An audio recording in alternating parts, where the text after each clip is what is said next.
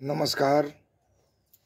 म आज 31औं भिडियो बनाएर सामाजिक सञ्जाल मार्फत पोस्ट गरेको छु।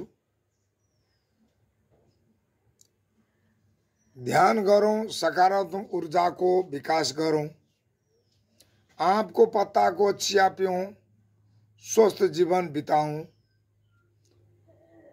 असल ज्ञान आर्जन गरौं, दयालु स्वभावको बनौं,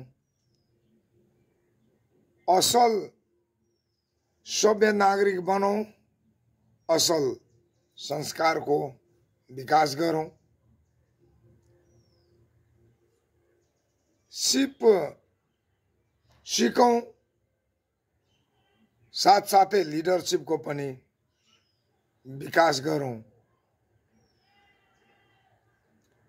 मानवीय भावनाको विकास गरौं, मानवको सेवा गरौं। समय मूल्यवान छ, समयलाई सदुपयोग गर्न सिकौं, सभ्य बनौं, सभ्यताको माया गरौं, हाम्रो देशलाई, जन्मभूमिलाई माया गरौं, राष्ट्रप्रेमी, समाज प्रेमी बनौं, हाम्रो भाषा, वेशभूषा, कला, संस्कृति को संरक्षण गरौं र हामी पनि सम्मानित हौं। आत्मस्वाभिमानी बनौं र आफ्नो पहिचानलाई बचाऊं, चेतनशील बनौं, ईमानदार बनौं, सत्यको बाटोमा हिँडौं, जहिले पनि साँचो कुरा गरौं, सत्य कुरा गरौं। सत्य नै ईश्वर हो, यो सत्य कुरा हो।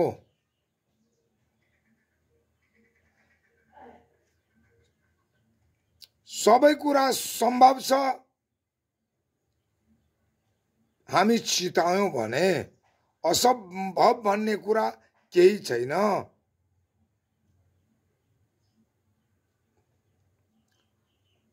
असल ऊर्जाबाट असल सोचको निर्माण हुन्छ र असल शब्दहरू मन मस्तिष्कमा आउँछ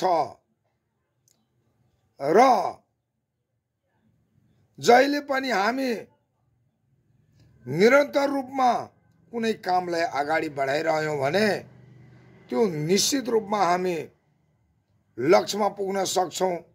यही नै ध्यानले मलाई अहिलेसम्म यो अवस्थासम्म यसरी बोल्नको निम्ति सुधार्दै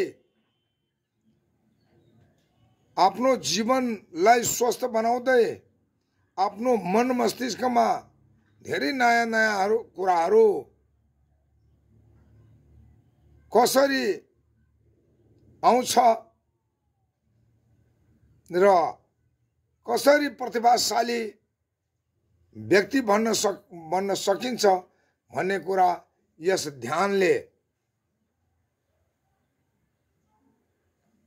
दिएको छ र निरन्तर रूपमा म यो ध्यानमा आफू पनि बस्छु र म यहाँहरूलाई पनि सामाजिक सञ्जाल मार्फत म अवगत गराउँछु। म अहिले एउटा विद्यार्थी र एउटा संस्थाको संस्थापक अध्यक्ष, जुन संस्थाको नाम हो थारू संस्कृति संरक्षण संघ नेपाल। यसलाई व्यवस्थापन गर्नको निम्ति यसको धेरै उद्देश्यहरू व्यवस्थापन गर्नको निम्ति म अहिले सिप सिकिरहेको छु, लिडरसिपको विकासको तालिम लिइरहेको छु। त्यसै गरी मेन्टर महोदयज्यूहरूबाट प्रशिक्षित हुँदैछु र थारू संस्कृति संरक्षण सङ्घ नेपालको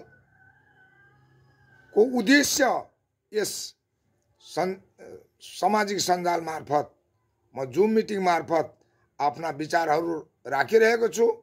धेरै प्रगतिमा अहिले गइरहेको छ संस्था र यो संस्थालाई पनि अहिले धेरै महानुभावहरूले सहयोग गर्दै हुनुहुन्छ। बुद्धिको सहयोग, विचारको सहयोग, सदस्यता लिएर सहयोग,